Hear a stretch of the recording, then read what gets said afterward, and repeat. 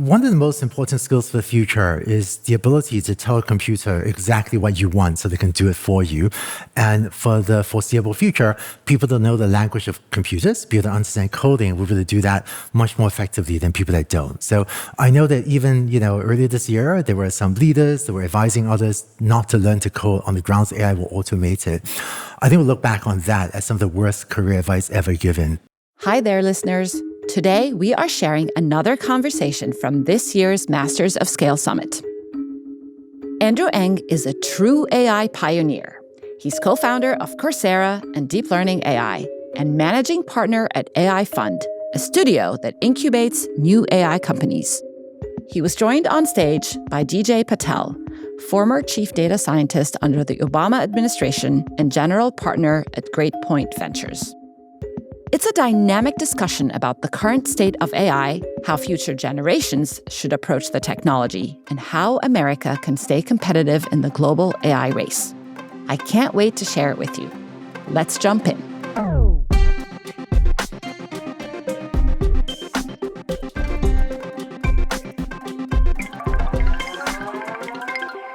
I've known Andrew for a long time. He's been talking and working on AI long before it was cool. I remember actually sitting down with Andrew when we were coming up with these ideas around data science and these things, and he was talking about AI. I was like, hey, we're still in the middle of winter for AI. But he's been on this for the incredible journey. But to just give you some of the highlights of Andrew, he was one of the first people to advocate in using GPUs for deep learning.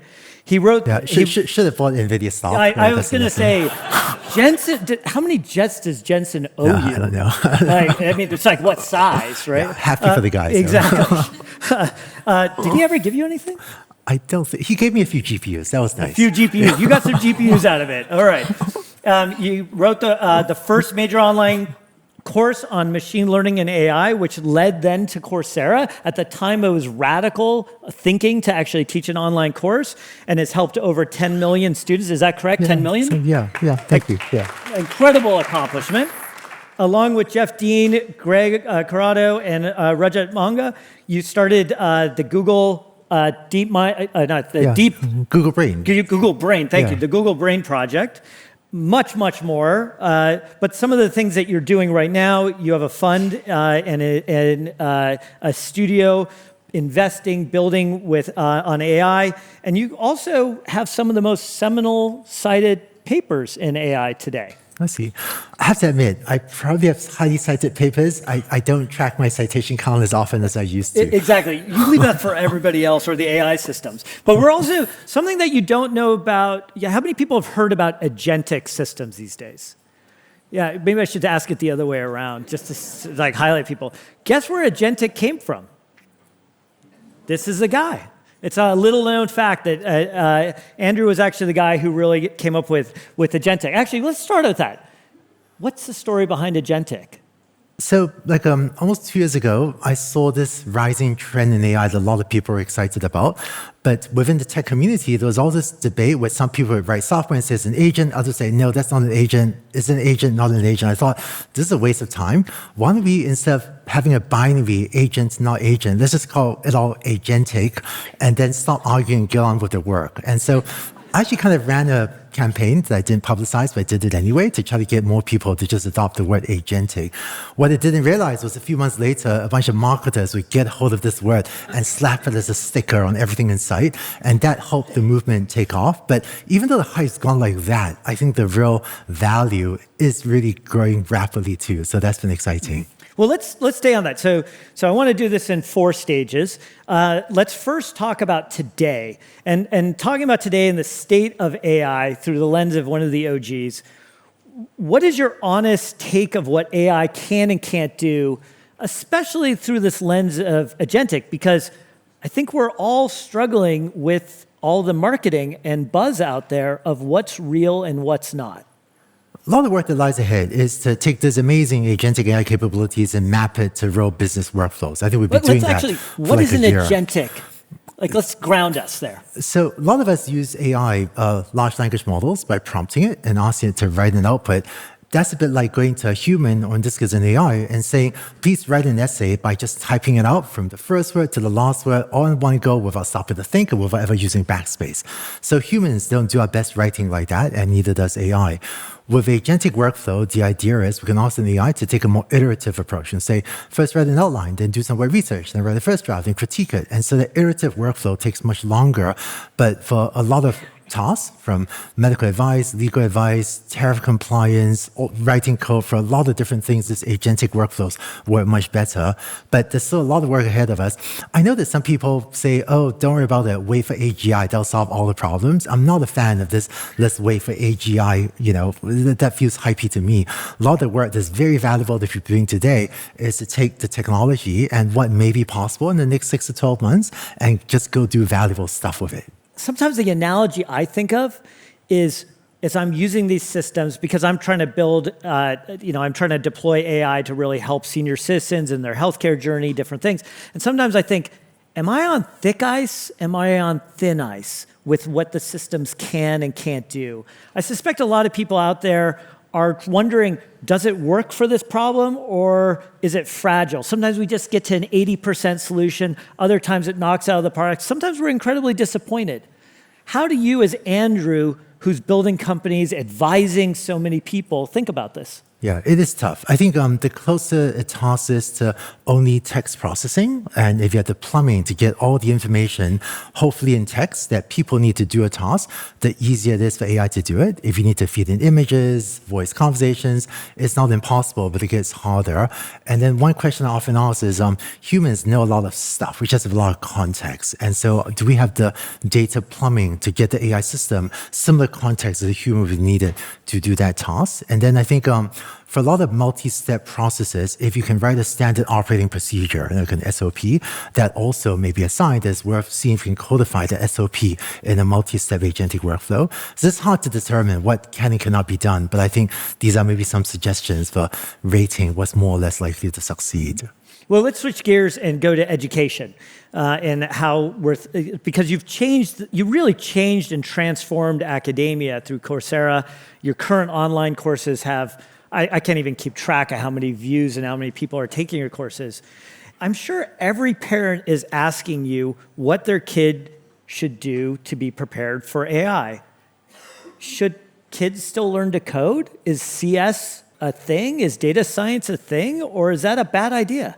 Yeah, so one of the most important skills for the future is the ability to tell a computer exactly what you want so they can do it for you. And for the foreseeable future, people that know the language of computers, be able to understand coding, will be able to do that much more effectively than people that don't. So I know that even earlier this year, there were some leaders that were advising others not to learn to code on the grounds AI will automate it. I think we'll look back on that as some of the worst career advice ever given.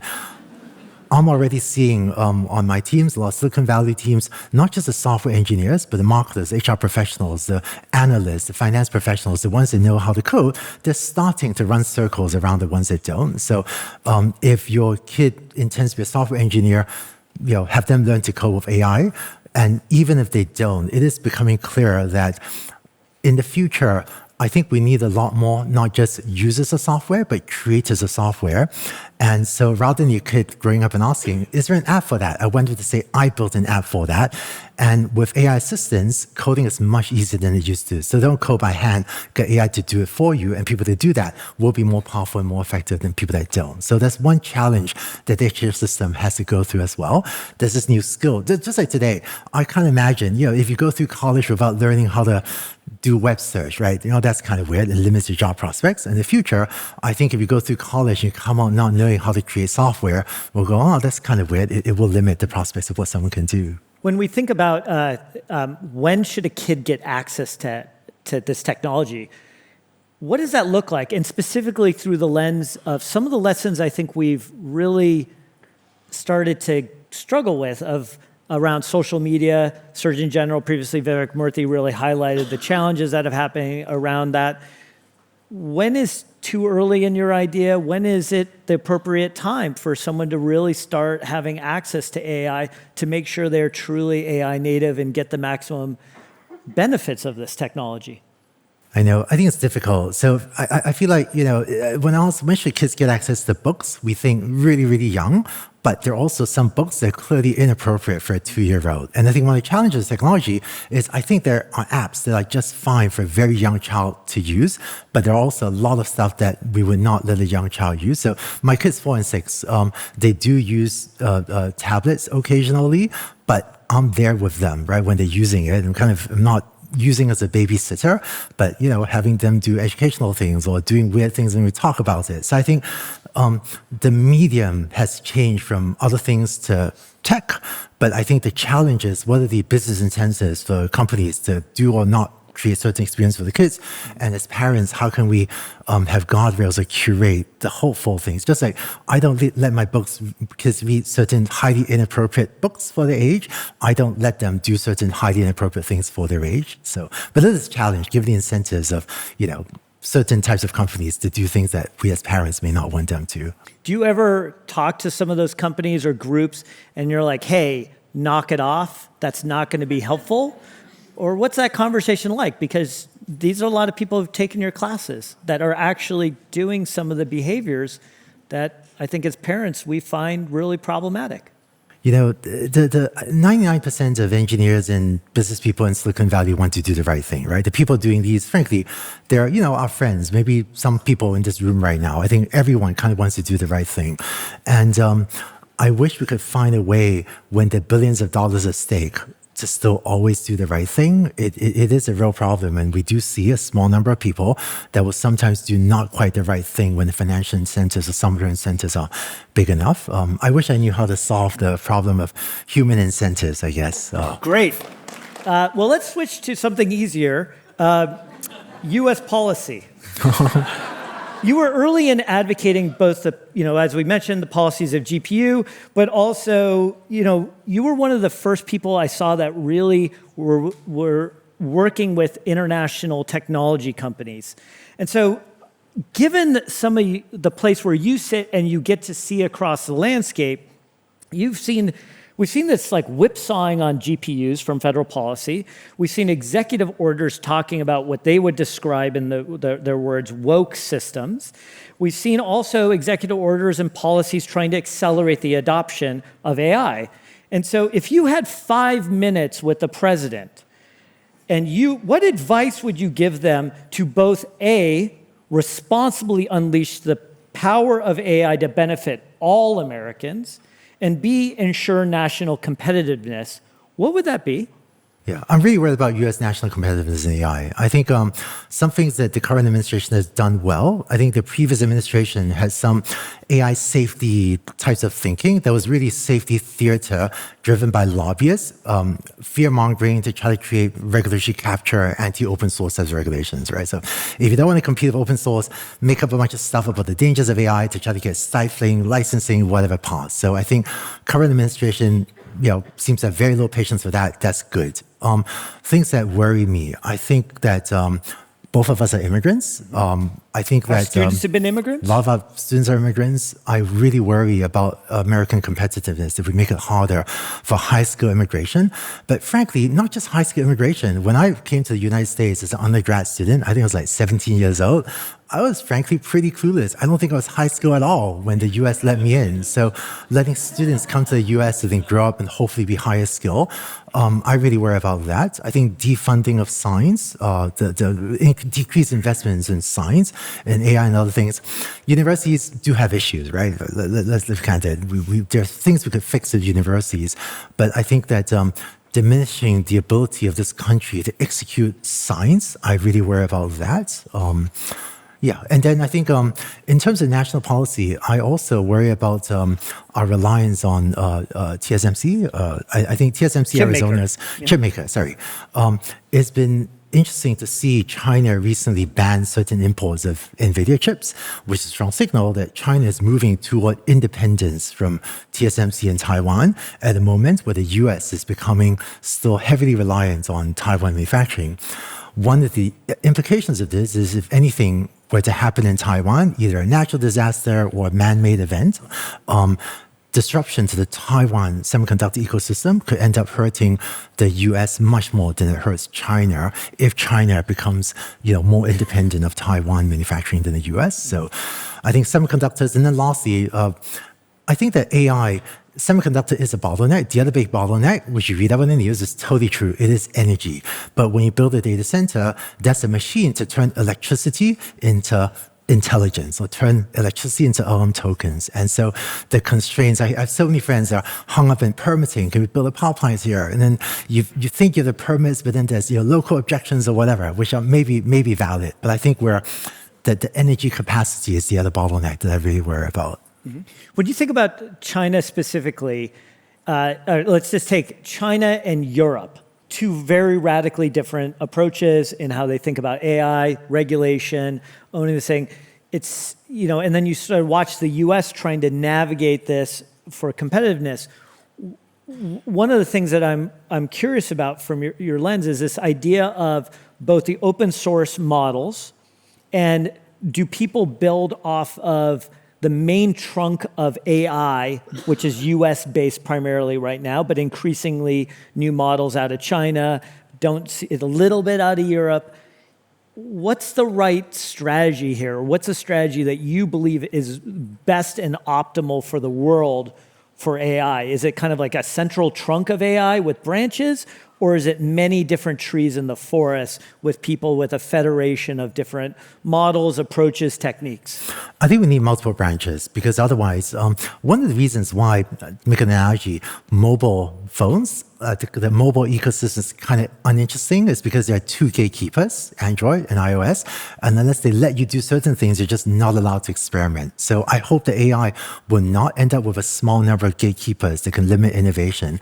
What has happened is, over the past year, 2 years, China has really pulled ahead of the US in releasing open weight models. These are models anyone in the world can download and use for free. And I think I saw a stat showing that cumulative adoption of Chinese open weight models, I think, is about to surpass, or may already have surpassed, cumulative adoption of US open weight models. The US closed models are still better, but open weight models are a key part of the AI supply chain, and people are using them. I think there's a problem that we aren't investing enough as a nation in that. And then you asked about Europe. Honestly, I think love Europe. I wish Europe would wake up and get going faster. For a while, over the last few years, visiting European regulators, I heard things like, we want to be leaders in regulating AI. I don't think that's how you gain competitive advantage. More brakes, less gas. Win the race. Let's turn. I want to turn to the future in this remaining couple minutes and really talk about the future of AI. But I want to talk about it through the cutting edge next generation of students that you see, the entrepreneurs. What are the problems that you see them gravitating to? What are the things, their hopes, the dreams? And specifically, what does that tell you about how the next 24 months look? We're in Silicon Valley, where most of us love AI. I love AI, love what I do. I think it makes the world better. I think many of us may underestimate the distrust that a lot of people across the nation have for AI. And I feel urgency to kind of get our act together to make sure that we can tell a compelling narrative to explain why AI is actually really good for the world. It turns out we all get excited about productivity improvements, but when a contact center worker is scared of losing their job, or a fast food worker hears a politician say, yep, guess what, these AI people, they're going to make your job go away, that creates a lot of fear and distrust of AI that we don't really see here in Silicon Valley. So I think to win people over, we need to make sure our technology genuinely benefits everyone writ large. And I think there is a path to that.